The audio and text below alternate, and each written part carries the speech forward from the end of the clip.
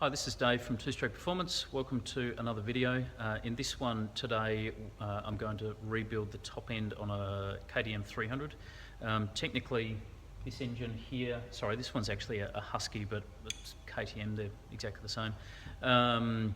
Technically, this engine is a 2016 model, but the exact same process and the same components pretty much work for the 2017s. They're pretty much the same, right back through to early 2000s, and even earlier than that as well, to be honest. Some of the components look slightly different, but the process is exactly the same.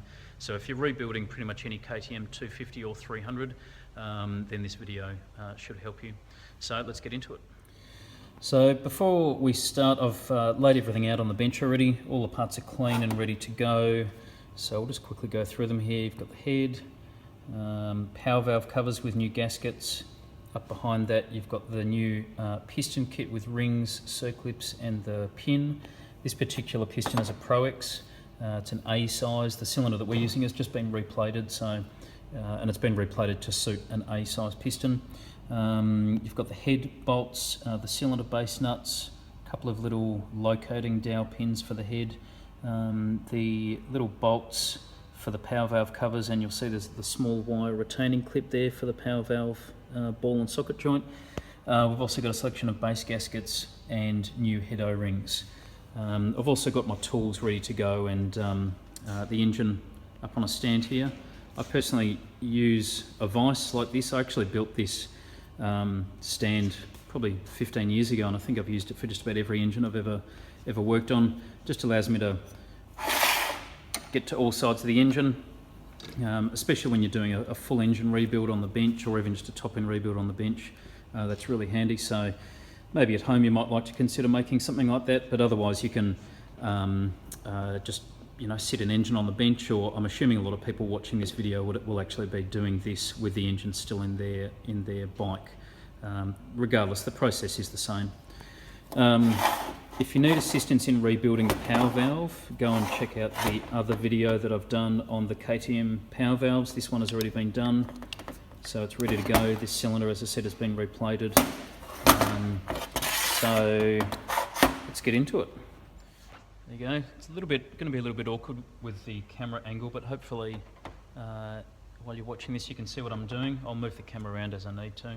So one thing I've always got when I'm working on an engine, little cap full of two-stroke oil.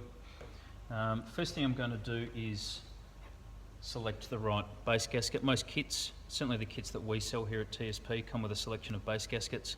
I can tell you right now that for pretty much any KTM, certainly from 2007 onwards, I suggest using a 0.5 millimeter base gasket. Technically most of them come out from the factory with about a 0.6 millimeter base gasket, and that normally gives them what we call a zero deck height. Now the deck height is the difference in height between the top of the cylinder here and the top of the piston when the piston's at top dead center. So if you have a zero deck height, what that means is that the top of the piston is totally flush with the top of the cylinder when the piston is at its highest point. Now with these KTM cylinders, that's pretty much exactly what you want. And a 0.5 millimeter thick base gasket will normally give you something in that vicinity. So use a vernier or a micrometer, measure up all the gaskets that you get in the kit. This here is the one that's closest to 0.5 millimeter, so that's the one that I'm going to use. There's no problem whatsoever in stacking base gaskets. For instance, these two here are quite thin. I could easily stack those one on top of the other, and they will work perfectly well. So that's quite a legitimate thing to do. If you don't have a 0.5, you could use a 0.2 and a 0.3, or you could maybe use two 0.3s to make 0.6. But yeah, definitely work on a gasket thickness that's approximately 0.5 of a millimeter. That's normally what I suggest. So move all these things around, just double check that. Yep, so this is the gasket that I want. First thing we do is across the old tube of 3-bond 1211. I always put a small smear of that over the surface on the cases where the two case halves meet. I'll just move the phone so you can see. So small amount there, a little bit more, and a small amount there. Now the reason that I do that is because they are two spots where when you pressure test an engine, they're two spots that will often leak. So a little bit of sealant there underneath the gasket will help to stop any potential leaks.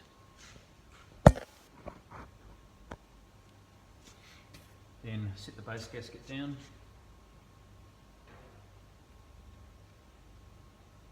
Make sure it's sitting down evenly. Then we want to put our piston on. I've just got to find the little end bearing, just one sec. Okay, I've got a Pro X little end bearing here. Open that up. Put some 2-stroke oil on it. Sit it in the rod. Now, what I always do with these pistons is I always put one circlip in the piston while the piston is on the bench. These 250 and 300 pistons, the circlips can be quite difficult to get in, so it's definitely easier if you put one in on the bench first. So there's the circlip. I personally always put the circlips in with the gap of the circlip at 12 o'clock, so straight upwards. That's just the way that I've always done it. That's the way that I'll always continue to do it. Now this can be tricky, but what I normally do, hold the circlip in some long nose pliers, roughly like that. You want it so that the pliers line up with one of these indentations in the piston. Move that around a little bit more. Roughly like that. And then hopefully you should just be able to see. Holding the circlip firmly in the pliers, put the open end of the circlip in first and press down quite heavily with your thumb to try and push the circlip down into position.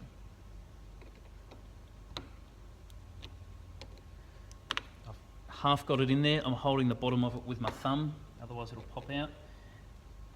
And I'm moving the pliers around to get it into position. Now what you'll see is happen there, this is pretty common, it's sitting out at the bottom, but at the top it's gone in too far. Normally then I'll put my thumb over it, press the pin in, this one doesn't want to go, press the pin in from the other side. If you press down fairly firmly, the pin, sometimes you need to use maybe the ends of the pliers on the inside of the pin will press the circlip through. That one's gone a little bit too far. I'm just going to show you all of this because the reality is putting circlips in can be difficult. If I do it in one quick step on the video, it's not going to be real life. Sometimes you do need to have 2 or 3 goes, sometimes more, to get it right. Okay, so now you can see I've got the pin in from the other side, I've got the top ends of the circlip are just sitting in their groove, but the bottom is sitting out, but it's sitting there nicely. Now I'm going to use the pliers and try and press the bottom in. And if you hear that click, it just went in. So you can see the top of the circlip is in place and the bottom is in place all the way around. I always make a habit of double checking. Even when you think it's in, really carefully have a look all the way around, make sure the circlip is in place, because it's really easy to sit one of these in and have it not quite seated, and then as soon as you start the engine it's going to pop out. But anyway, that one's in place. So now pull the pin back out, a little bit of 2-stroke oil, my finger, put it inside the bore for the pin. Take the rings as well. Now on one face of the rings, I don't know if you can see it there, but on one side there's a letter. This one's a letter T, sometimes you'll have an N or maybe an R, they're the common ones. The letter, you want to install the ring so that the letter faces upwards. So on this piston, we've got the locating pins at the back here, hopefully you can see those. So I've got the letter on the ring facing up. Always start with the top ring. Press one end of it in just to the side of the locating pin, hold it in with your thumb fairly firmly and work the ring around, and it drops in quite easily. You can twist and bend these rings quite a bit, and they'll take a fair bit of punishment without going out of shape.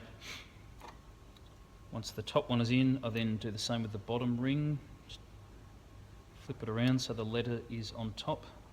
So get the one end in, hold it with my thumb, and then with the other hand, or sorry, with the other thumb, slip the ring around. So both of those are in position.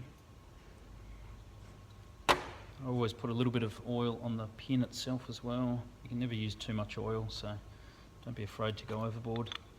And slip that in. So now our piston is ready to go onto the top of the rod. Hopefully you can see this okay. I'll bring the camera over a little bit. Now one thing, when you're installing a piston, occasionally I see engines come in and the pistons have been installed the wrong way around. So someone has done a top end rebuild themselves, the piston has been installed the wrong way around, and normally that results in the top end seizing pretty quickly. Simple thing to remember, the ring end gaps and the ring locating pins always go to the back of the engine. Most pistons will have a small mark of some kind, like an arrow, which always points forwards. This one, I'm not sure if you can see it, but this one has it just there. So that arrow points forwards and our ring locating pins are towards the back. So this is the right way to install this piston. So I'm just lining up the pin with the little end bearing and pushing it through. So now our piston's on. Our circlip on the far side is on, so to finish this off, all I need to do now is put the circlip on this side. Same process again.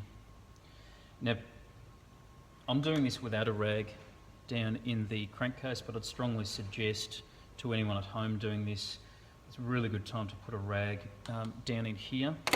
Move the camera and show you. Rag down in the crankcase there. It's quite common for these circlips to flick, and chances are they're going to land down in your crankcase, or they're going to go to the other side of the shed and you'll never find them again. So you can do yourself a favour, put a rag down in the crank. I'm going to take the chance and not do that. Same thing again, hold it with your pliers, push it up with your thumb and push your pliers in. Sometimes it takes a few goes, and hear the click, it's gone in.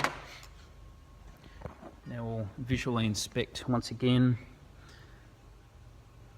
I don't think, you can't really see it too well in this light, but I can see right now the circlip's definitely in the right position with the ends of the circlip pointing upwards, 12 o'clock.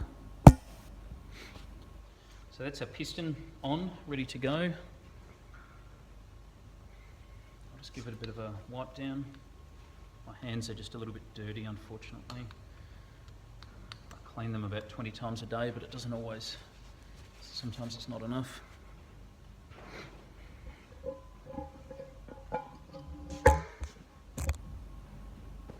Now next thing is to get the cylinder ready for installation. This cylinder's just been replated, it's already clean, but I'm just putting a bit of two-stroke oil on it. As I said before, I did a different video that explained the process of rebuilding the power valve, so go and check that one out if you need to. Cylinder facing forwards. I'm right-handed, so I always hold the cylinder in my right hand, and with my other hand I squeeze the rings together. And with the front first, pull the front skirt of the cylinder onto the rings so it holds them down. Squeeze the rings with your other fingers side to side, and you should be able to get the cylinder over the rings, just like that. I'll just bring the camera over, show show you this angle.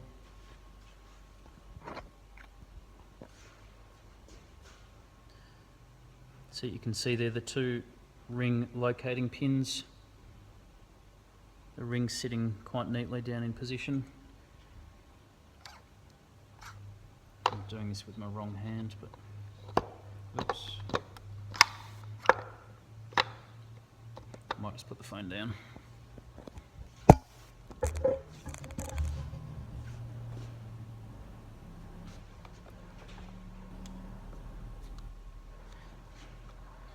Double check, I've just caught the base gasket there, so just make sure that doesn't happen. Just want to do all this stuff slowly.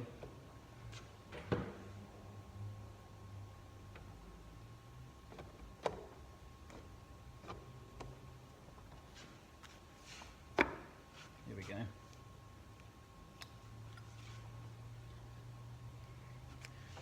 You should never have to force the cylinder on. If it doesn't want to go on by itself, just with some gentle pressure, then it means there's something wrong, and you should always go back and just figure out what it is that's going wrong. Now, once the cylinder's on, sitting there, before I put the cylinder nuts down, I always rotate the engine by hand, so just on the far side I've got the ignition cover off, and you'll see there, rotating the engine, and I can see that the piston's going up and down nicely in there. It's not binding. The deck height, that's top dead centre there. The deck height is roughly what I'm expecting. It's pretty much flush. So to me that all looks good. So I'm ready now to do up the base nuts. Always get in the habit of doing that, of rotating the engine before you do up the cylinder base nuts, because they can, okay, from time to time there'll be little things that'll catch you out. Maybe one of the rings has snagged. Maybe you're using the wrong piston. I've had that happen before, where the skirt length of the piston was wrong, and you want to catch all those things before you do everything up tight. I don't know why, I've always got the habit whenever I'm once I've got the cylinder down, I always leave the piston at top dead centre, like that, while I'm doing the rest of my work, especially if you're doing this job with the engine in the frame. Sometimes, you can have, obviously you've got the frame sitting directly above the cylinder, bits of dirt or grit may fall in, and if the piston's sitting up flush like this, if you do get any small little specks, you can brush them off later. Ideally though, you'll have a totally clean frame, but anyway, it's just a habit I've gotten into. So cylinder base nuts, there's 4 of them.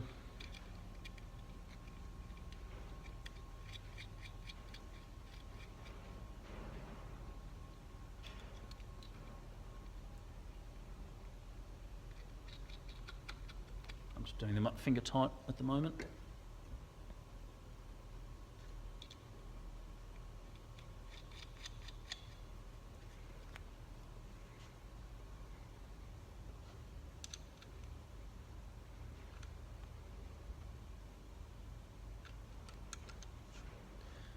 Sorry, I'm watching the camera more than I'm watching what my hands are doing. Just trying to make sure that you guys get a decent view of all this. Now just start, it's a 13mm spanner. Still them all up very gently and evenly. I'm not really putting any force onto that, just doing them up so they just stop.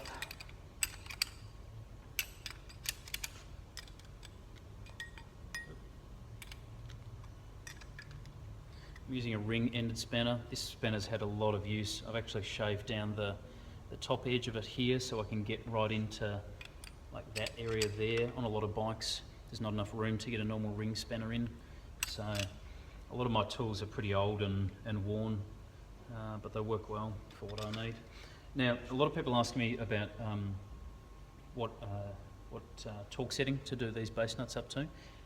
To be honest with you, I don't use a torque wrench on these cylinder base nuts, purely because I've done hundreds and hundreds, if not thousands of them, so I just know by feel how tight they need to be. Technically the spec off the top of my head is about 38 Newton meters or thereabouts. It's actually not very tight. Most of the time when I see people do top end rebuilds that I then work on afterwards, usually these nuts are done up too tight. So you certainly use a torque wrench if you want with a crow's foot, but you just using a standard length ring spanner like this is more than enough. The key is to get them done up evenly, and that just takes a little bit of practice, I guess. So now they're all done up just a little bit. I'm pulling on that, and they're all what I'd call finger tight. Give it another, probably given that an 1/8 of a turn. I'll do the one diagonally opposite. And I'm doing these as much as possible. I'm using about the same amount of force on each one. These ones here can be a bit tricky because you've got the power valve arm in the way.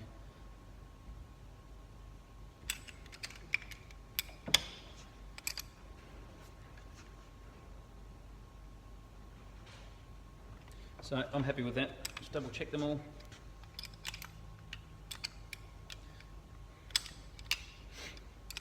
I'm sure there'll be people watching this video that'll say, oh no, you've got to use a torque wrench, but to be honest, if you're sensible, you can do things any way you like, as long as you think through the process carefully.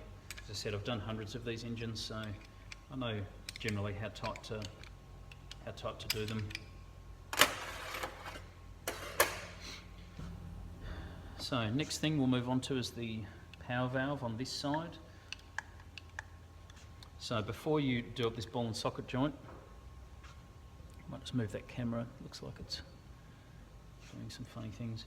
Before you do up the ball and socket joint, you need to put this gasket in.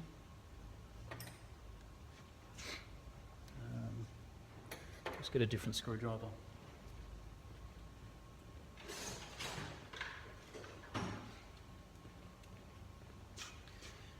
The base of this gasket here needs to go down between the cylinder and the rubber boot here. That can actually be quite hard to do. Simplest thing, get a screwdriver, put it down the rubber boot and pull outwards. And that will then give you just enough clearance to get the gasket down in there. I'll just move the phone and show you. So basically I put the screwdriver down there and pulled outwards and then slip the gasket down behind. Then you can push the ball and socket joint on just with your thumb. Then we've got this little, where is it, that little locating pin. Be careful not to drop it down here. It goes up from the back side of the ball and socket joint, if I can see what I'm doing.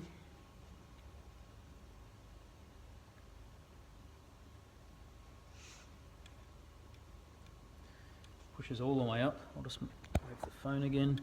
If you can see, hopefully, where are we?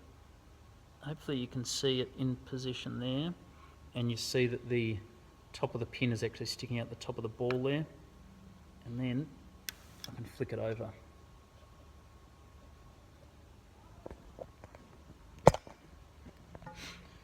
Now, I always put a little bit of sealant on this edge of the gasket and this back edge of the gasket, either side of this rubber boot, because that leaks there quite often.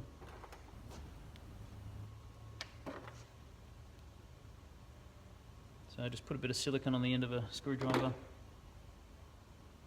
and put it just on that corner.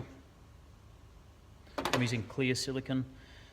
Personally, it just looks a lot better, either clear or black in this spot. I see people using orange and red and blue, and they work fine, but it looks terrible. It makes it look like the job has been done by a backyard mechanic. And even if you are a backyard mechanic, you can still make things look good. So now I'll just move the phone again, show you so you can see, if you can see hopefully you can see the silicone dobs just in there. Then the cover slips on. Then we take 3 of these Torx head bolts.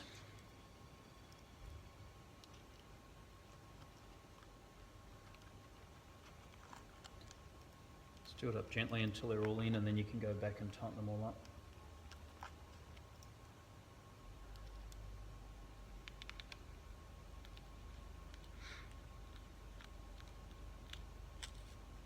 Okay, so now I'll tighten them all up. They don't need to be crazily tight, just use your common sense. As I said before, one of the main things I see on engines when I rebuild them is that people do things up too tight. Just going to wipe away the excess silicone. And I'll just show you quickly the reason why I put that silicone in there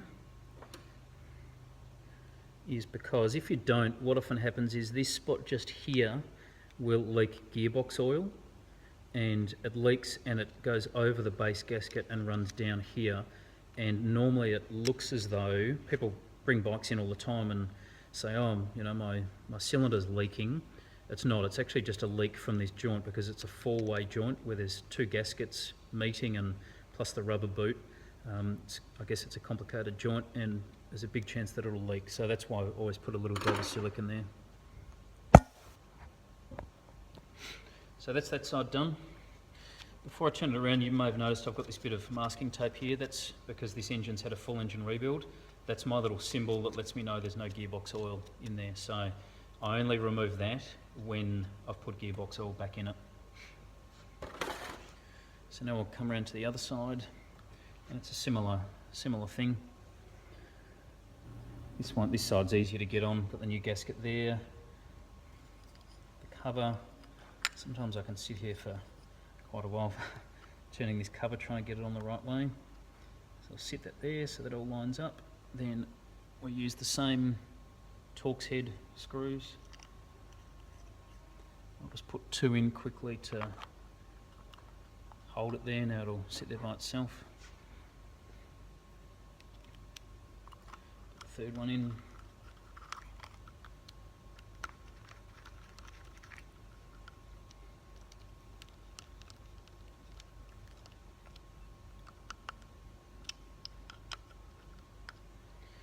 So that's the power valve covers done. Clean up some tools. Last thing to do is the head. Turn this around, I'll just move the camera back.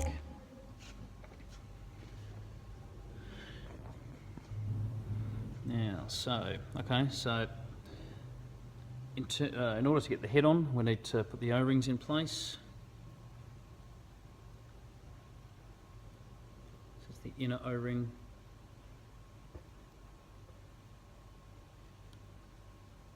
And the outer O-ring.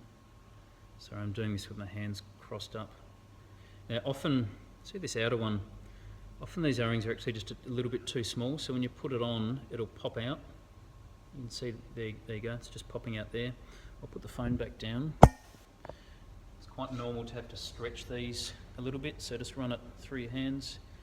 I'm just pulling on it fairly gently, just trying to stretch it evenly. Sit it back down there. There you go, that's better. And I'll do the inner one as well, because that's the same.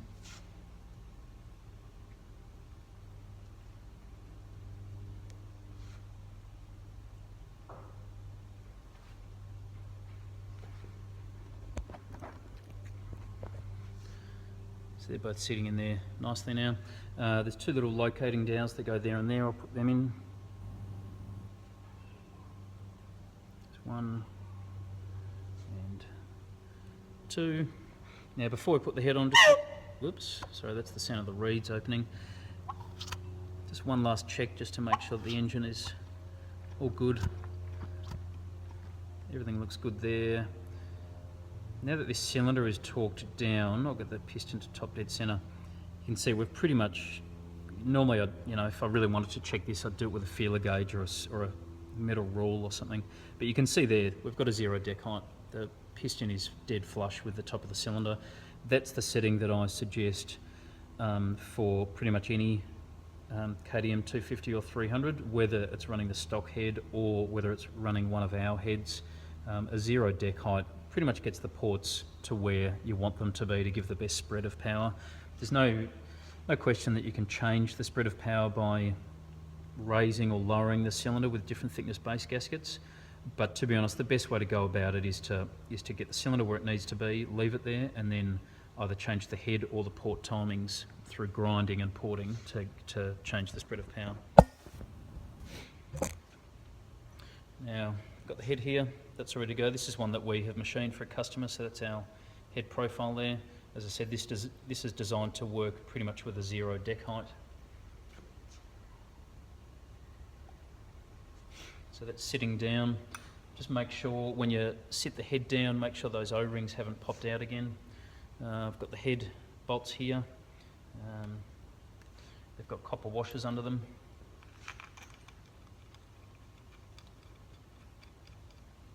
If you've got new copper washers, by all means fit them. If you don't, just double check that the existing ones are smooth and flat. You can reuse them. In the real world, you can reuse them. Technically, you should probably change them every time, but it's extremely rare to have a leak due to one of those O-rings being reused. Now the torque spec for these bolts is, off the top of my head, about 28 Newton meters. So roughly 28 to 30. Now once again, I'm just going to tighten these by hand for the purposes of this video, but by all means, the head bolts, I often will use a torque wrench on just to know that they're spot on, and also because access is quite easy, so there's no need not to. The cylinder base nuts, as I said before, often I don't, but that's mainly because access is difficult. For the moment, I'm just going to go around and do these ones by hand, but given that this engine is on the bench and I have good access to it, I will go over these with a torque spanner, sorry, a torque wrench. Doing these up in a star pattern or a crisscross pattern. Just getting them all to the point where they're just firm. And then I'll go back and redo them up just a bit further. As I said, I've done so many of these that I'm pretty confident I can get these pretty much bang on spec. But I will later on go over and just double check. So I think I just did that one twice. Yeah, so that's pretty much it. I'll go and double check these before this engine goes back in the frame. Probably the only other thing with the top end rebuild is the spark plug. With these KTMs, always make sure you keep this rubber boot here. It stops a lot of dirt and grit getting down into the spark plug threads. And always use an 8 heat range plug. If you can see that there, that's a BR8 EG. Certainly if you're using one of our heads, use an 8 heat range plug, and even on a stock bike, personally I think an 8 is better on a well-tuned and well-jetted stock bike than the 7 range plug that they come out with from the factory. So anyway, I'll install this, and that top end is good to go. Thanks for watching.